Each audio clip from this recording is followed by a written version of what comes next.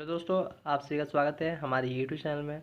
जैसे कि हम बात किए थे कि आपको एसएसटी की बुक जो है क्लास 8 की सोशल स्टडीज़ की वो पूरा करवाई जाएगी। फर्स्ट हिस्सा history, then geography, then civics.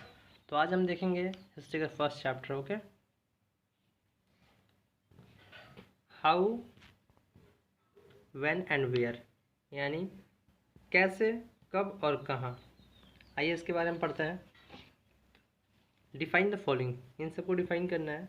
First, colonial, archaeological sources, topography, map and calligraphy. Okay, पढ़ते हैं।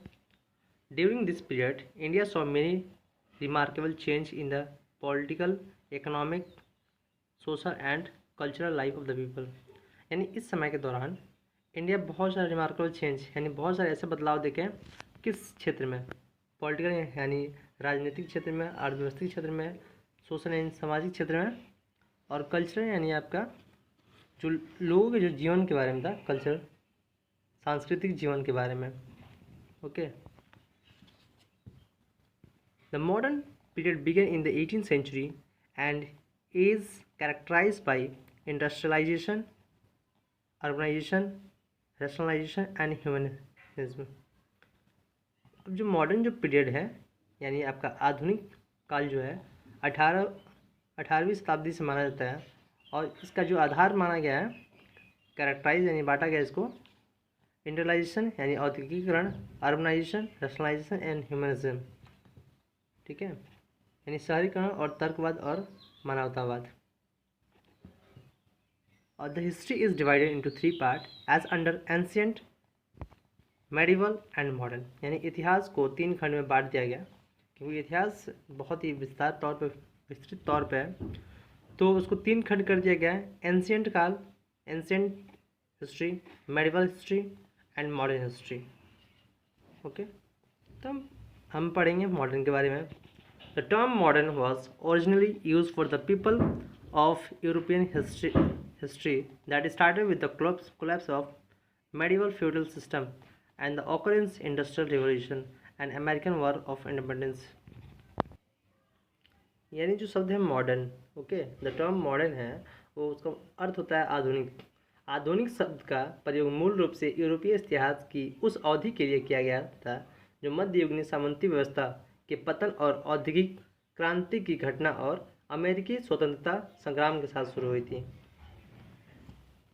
और जो अमेरिकन वॉर ऑफ इंडिपेंडेंस है वो 1783। However the British historian James Mill divided Indian history into Hindu, Muslim, British in his the book। जो James मिल थे वो अपनी किताब में भारत इतिहास के बारे में हिंदू, मुस्लिम और British in his book the history of British India 1817। उन्होंने जो बुक लिखा the history of British India, उसमें 3 लोगों के बारे में जिक्र किया, हिंदू, मुस्लिम और ब्रिटिश के बारे में।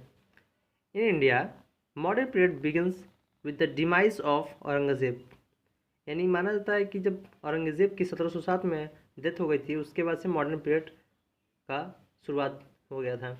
And consequent decline of the Mughal empire. और औरंगजेब के मृत्यु के बाद ही माना जाता है कि जो मुगल एम्पायर का डिक्लाइन है, उसका समापन है, वो शुरू हो गया था। Disintegration and rise of the local rural. और उसके बाद फिर जो लोकल जो रूरल थे उनका वो आगे बढ़ के आने लगे सामने। We continue to associate history with a string of dates.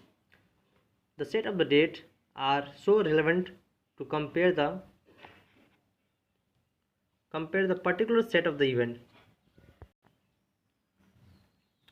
Particular set of events, for example, in the histories written by British historian in India, the rule of each governor general was important. These histories begin with the rules of the first Governor General Warren Hastings and ended with the last Viceroy Lord Mountbatten. If you change the set of the dates, you need not compare a correct event, and it would change your focus and consideration of the single issues। यानी जो British के जो history लिखने वाले थे, इतिहास लिखने वाले थे, और भारत और ब्रिटिश के बारे में जो वहाँ के ये जो लेखक थे उन्होंने लिखा था, प्रत्येक जो यहाँ पे जो लिखा गया है, this histories began with the rule of the each governor was important, यानी जो भी वहाँ के जो गवर्नर थे उनका रूल बहुत ही इंपॉर्टेंट माना जाता है। और this history began with the rules of first governor, और ये इतिहास जो माना जाता है कि ये इतिहास प्रथम गवर्नर जनरल वारन हेस्टिंग के शासन से शुरू हुआ और अंतिम वायसराय लॉर्ड माउंटबेटन के साथ समाप्त हुआ। यदि आप तिथियों का सेट बदलते हैं तो आपको किसी सही घटना की तुलना करने की आवश्यकता नहीं है, या किसी एक मुद्दे पर आपका ध्यान और एक कद बदल देगा। It would change your focus and concentration in the single issues. अब कुछ जो अमेजिंग फैक्ट है ये वायसराय के बारे में दिया गया है। Warren Hastings, Wellesley, Bentinck, Dalhousie, Canning, Lawrence, Lytton, Ripon, Curzon, Hardinge, Irwin are one of the important and leading governor general and viceroy. यानी भारत में जो भी ब्रिटिश हुकूमत के दौर में जो राज किए हैं, कुछ गवर्नर जनरल और कुछ वाइसराय, ये उनके नाम हैं। Now we turn our discussion toward medieval period, यानी अब हम चर्चा मध्यकाल की ओर करते हैं। This period is describe as the period where the features of modern society did not exist, यानी इस काल को उस काल के रूप से वर्णित किया गया है जब आधुनिक समाज की विशेषताएं मौजूद नहीं थी। Okay, it was the period where the British rule people did not have any equality, freedom और liberty, not this there was the sign of economic growth and progress.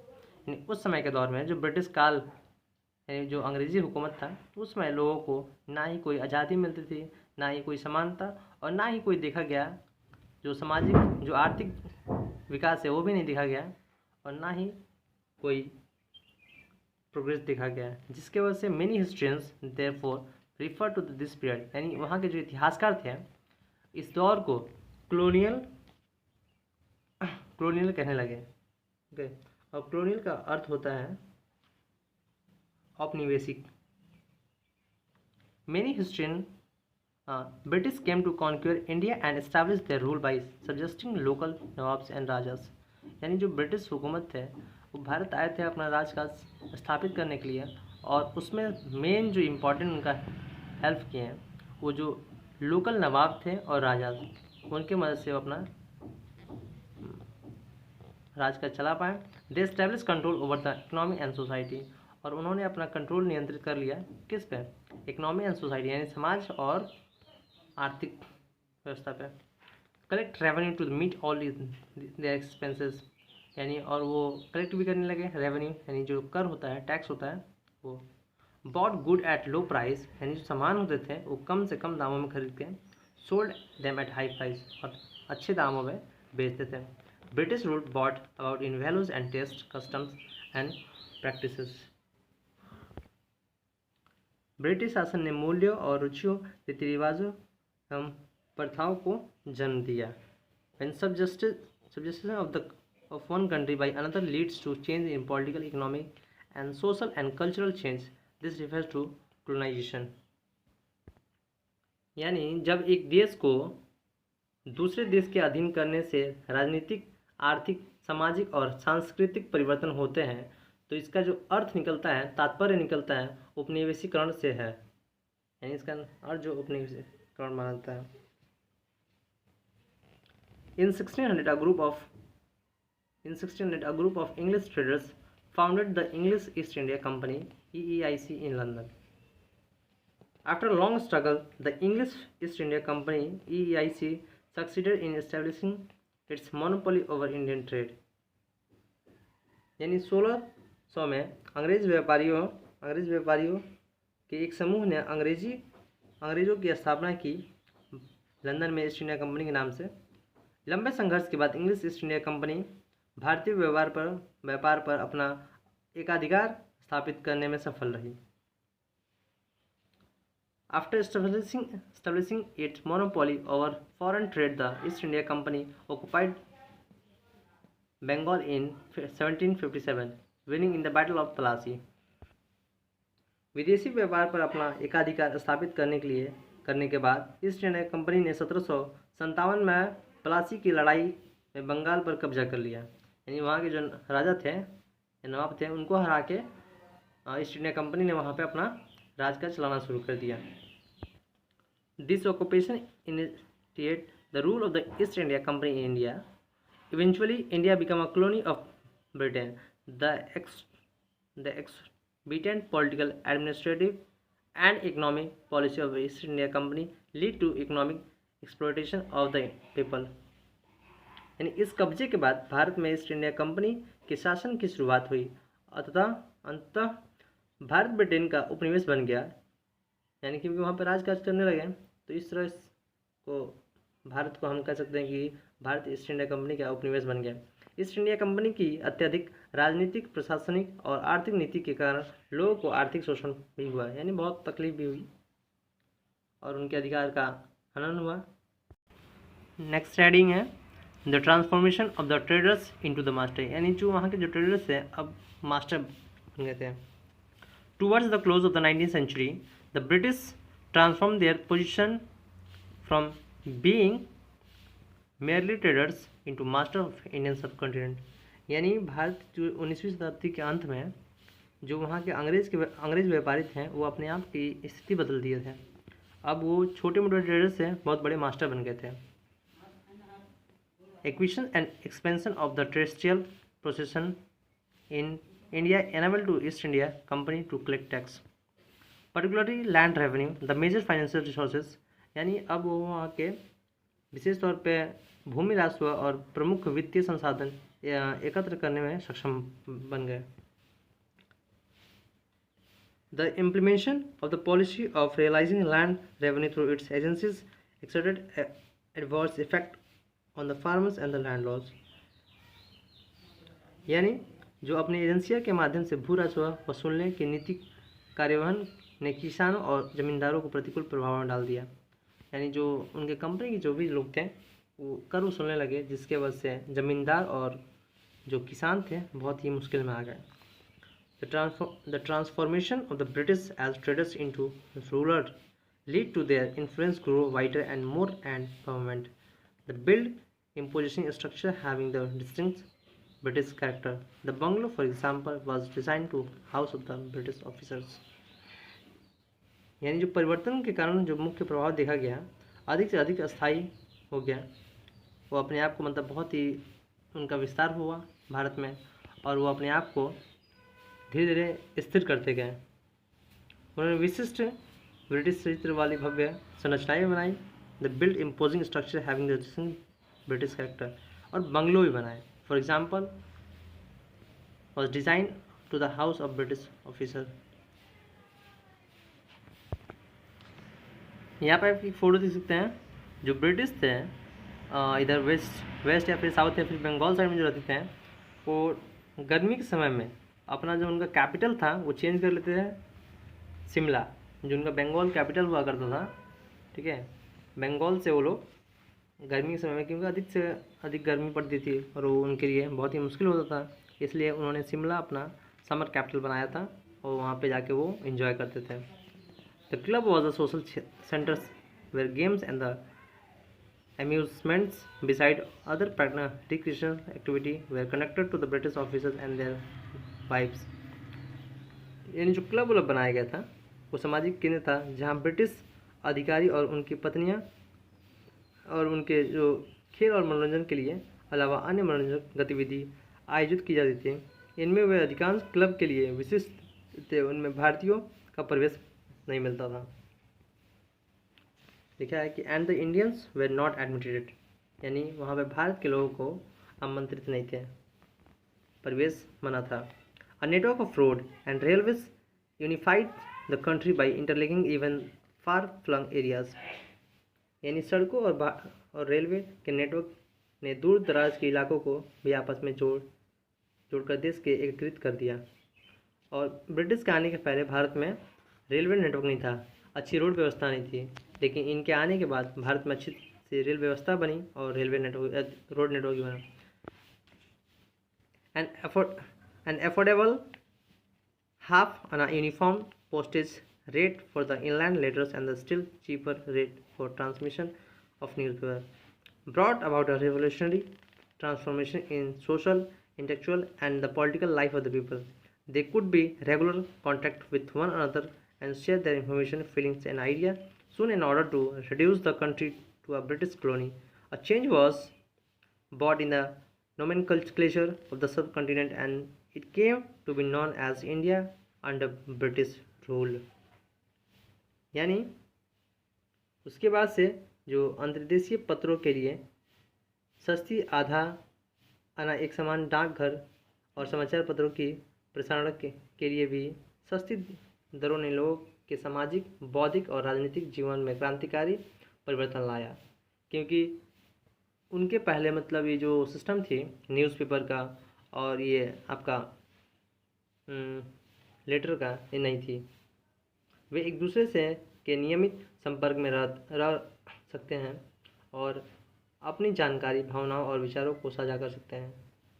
अगर आपको उस समय की बात की जाए तो अगर कुछ आपके हित रिश्तेदार के पास, परिवार के पास या फिर जो संबंधी है कुछ खबर पहुंचानी हो तो पत्र सिस्टम उस समय नहीं था, जो लेटर लिखने वाली व्यवस्था थी नहीं थी। लेकिन ब्रिटिश के आने के बाद बहुत ज़्यादा ही परिवर्तन माना जाता है, ठीक है। और भावनाओं और विचारों को साझा कर सकते हैं। जल्द ही देश को ब्रिटिश उपनिवेश में बदलने के आदेश के साथ उपमहाद्वीप के नामकरण में बदलाव लाया गया और इसे ब्रिटिश शासन के तहत भारत के रूप में जाने लगा।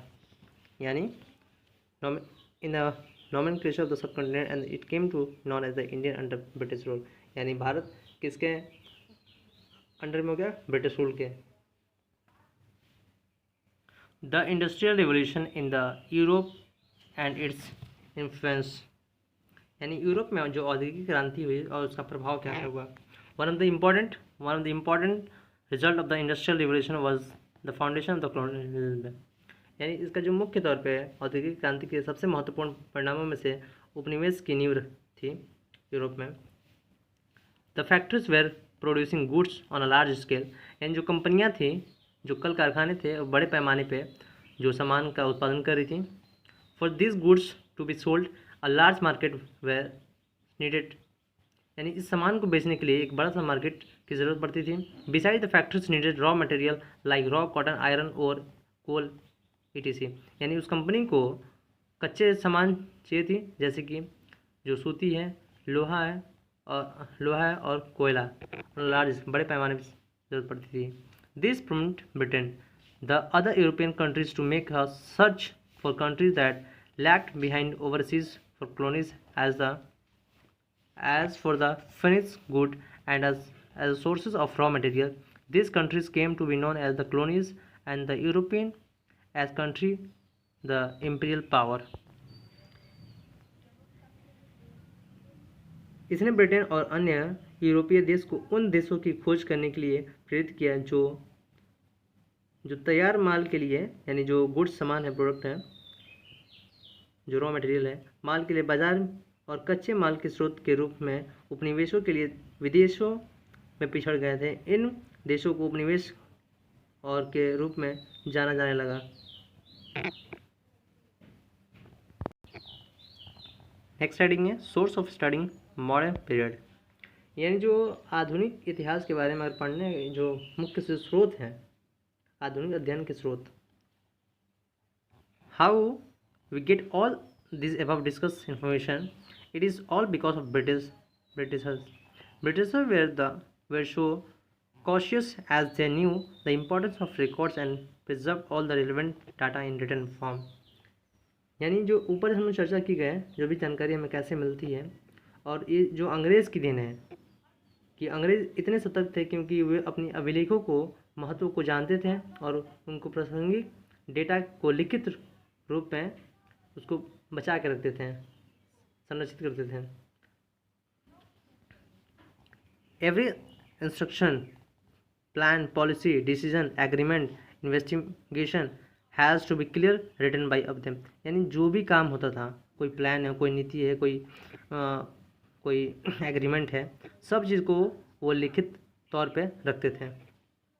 Once there were drafted then study and finally executed the conviction produced as an administrative culture of memos, nosti and report. The best example of it seen in the reports to Home Department.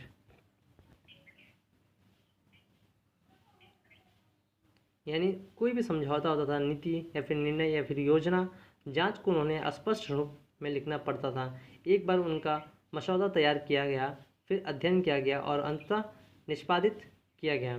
इस दृढ़ विश्वास ने ज्ञानपो टिप्पणियों और reporter की एक प्रशासनिक संस्कृति को जन्म दिया। इसका सबसे अच्छा उदाहरण रिपोर्ट टू होम में देखने को मिलता है। Not only that, British also felt the importance of the preservation. They preserve all relevant documents and letters in the record rooms attached to all administrative institutions, the village Tahsildar's office, the provincial secretariat, the law court officials are also non-officials who took care of these records. These sources studying the modern period of Indian history are as under. इतना ही नहीं, अंग्रेजों ने भी संरक्षण के महत्व को महसूस किया। उन्होंने सभी प्रशासनिक संस्थान से जुड़े रिकॉर्ड रूम में सभी प्रासंगिक दस्तावेज और पत्रों को संरक्षित किया, यानी उसको बचा के रखें। ग्राम तहसीलदार का कार्यालय, प्रांतीय सचिवालय, कानून अदालतों के अधिकारी वे जाने माने अधिकारी हैं जो इन्हें अभिलेखों की देखभाल करते हैं। भारतीय आधुनिक काल के अध्ययन के स्रोत इतिहास इस प्रकार हैं। अब आगे वाला जो आप देख सकते हैं, archaeological sources. These include the buildings situated all over the country. Some of these are the Gateway of India, India Gate and Parliament House and the Rashtrapati Bhavan. जो आर्कियोलॉजिकल जो यानी पुरातात्विक जो स्रोत माने जाते हैं उस दौर में, तो जैसे है कि गेटवे ऑफ इंडिया जो कि आपका मुंबई में है, इंडिया गेट जो कि दिल्ली में है, ओके, और पार्लियामेंट हाउस भी दिल्ली में, और राष्ट्रपति भवन। ये कुछ ऐसे विभिन्न मतलब अच्छे निर्माण माने जाते हैं जो कि अभी तक अच्छे व्यवस्थित में हैं। इनकी कंडीशन बहुत ही अच्छी है भारत में भी, और ये बहुत ही इम्पोर्टेंट, क्योंकि राष्ट्रपति भवन जो बनाया गया है उस समय के दौर में, आज भी उसमें राष्ट्रपति उसमें बैठते हैं, और पार्लियामेंट हाउस जिसमें सांसद लोग बैठते हैं। बुक्स, न्यूज़पेपर एंड मैगजीन्स, यानी किताबें, समाचार पत्र और पत्रिकाएँ। The printing press invented in Germany in the 15th century, यानी जो प्रिंटिंग प्रेस है वो 15वीं शताब्दी में जर्मनी में इसकी खोज की गई। Came into common use in India in the 18th century, और वो उसी तरह 18वीं शताब्दी में भारत में यूज़ होने लगा। This resulted in the mass printing of the books, newspaper, magazines and pamphlets, और इसके वजह से बहुत बड़े पैमाने पर भारत में देखा गया कि किताबें छपने लगी, समाचार पत्र और मैगजीन पत्रिकाएँ और pamphlet. That are source of the information for historians today, यानी आज के जो इतिहासकार हैं उनके लिए वो स्रोत बन गए। Books where the printed both in English and in the various regional language, यानी इंग्लिश में भी छपते थे और जो लोकल जो लैंग्वेज थे उसमें भी। Many biographies of the great people where publish which give an authentic information, यानी जो बहुत लोगों के जो बायोग्राफी है उनके बारे में, जो बहुत महान लोग थे उनके बारे में आज, क्योंकि वो बहुत सटीक नॉलेज रखते थे अपने से पहले के समय के बारे में, और उनके बारे में हम आज पढ़ते हैं उस किताबों में। About the people and the times in which they lived, यानी जिस समय में रहते थे उसके बारे में हम पढ़ लेते हैं उस किताब से। The archival records of the government of British India and are available in the national archives of India at new Delhi, यानी जो भी गवर्नमेंट, ब्रिटिश गवर्नमेंट का जो रिकॉर्ड था वो आज भी हम नेशनल म्यूजियम में देख सकते हैं जो कि न्यू दिल्ली में है। There are many archival documents and manuscripts dealing with the British India at the India office record London, यानी भारत में ब्रिटिश से संबंधित कई अभिलेखीय दस्तावेज और पांडुलिपियाँ ऑफिस रिकॉर्ड जो कि लंदन में आपको मिलते हैं। आप ये देख सकते हैं, national archive of India has in its safe courtyards of the government of India during the British rule as well as later। ये प्रिंटिंग प्रेस है उस समय की। अब बात करते हैं नीचे, डू यू नो, क्या आप जानते हैं, the national archives was first set up in the Calcutta in 1891, यानी 1891 में इसकी स्थापना की गई थी कलकत्ता में। कोलकाता का नाम पहले कलकत्ता था। Its main aim was to examine, transfer, arrange and categorize record of all the department under the British government and to organize a central library. It shifted to New Delhi in 1911। राष्ट्रीय अभिलेखागार पहली बार 1891 में कलकत्ता में स्थापित किया गया था। इसका मुख्य उद्देश्य ब्रिटिश सरकार के अधीन सभी विभागों के अभिलेखों की जांच, हस्तांतरण और व्यवस्था और सूचीकरण करना है और केंद्रीय पुस्तकालय और आयोजन करना था। 1911 में यह दिल्ली स्थानांतरित हो गया, जो कोलकाता में था, जो उसके बाद से फिर 1911 में दिल्ली शिफ्ट हो गया। The record of the archives are kept in the series dating from 1748, 1748, document in English, Arabic, Persian, Urdu, Sanskrit, etc. are available. यानी जो अभिलेखागार के जो रिकॉर्ड है 1748 से एक श्रृंखला में रखे गए हैं और जो कि आपको इंग्लिश, अरबी और पर्शियन, उर्दू, संस्कृत भाषाओं में आपको देखने को मिलेंगे। Government museum in Chennai, Mumbai and the Kolkata also process original document of that time. और जो गवर्नमेंट म्यूजियम थे, जो सरकारी म्यूजियम थे, जो कि चेन्नई, मुंबई और कोलकाता में थे, वो also original process document of that time, यानी उस समय के जो दस्तावेज थे वो भी वो व्यवस्थित रूप से मतलब रखते थे और वहाँ से लोगों को इतिहास के बारे में पता चलता था। Like letters written by Jawaharlal Nehru and Mahatma Gandhi, जो कि पत्र महात्मा गांधी और पंडित जवाहरलाल नेहरू के द्वारा लिखा गया था, आपको इन सब म्यूजियम में आपको देखने को मिलेंगे। Learn by doing, find out the names of the newspaper, magazines, book printed in the modern period, list them in your notebook.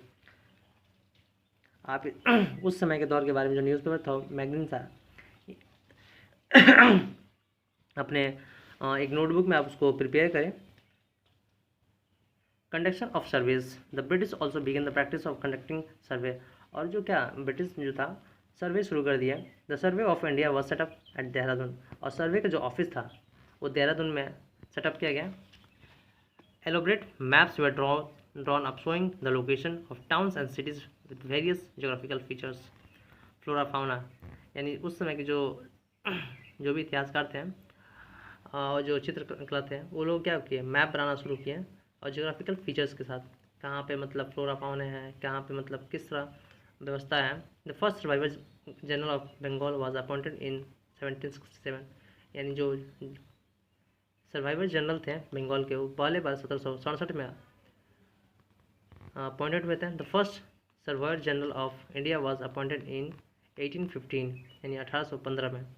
Bengal के जो जनरल थे सर्वाइवर जनरल, वो 1767 में हुए, और जो भारत के survivor general of India was appointed इन 1815, यानी 1815 में भारत के सर्वाइवर जनरल अपॉइंट किए गए। Learn by doing, population survey, revenue survey, land survey and many other types of survey were also connected, यानी इस तरह के जो जनसंख्या का और कर की और जो लैंड भूराज व्यवस्था की, ऐसे बहुत सारे जो सर्वे किए गए were also connected. Mapping was an important part of this survey.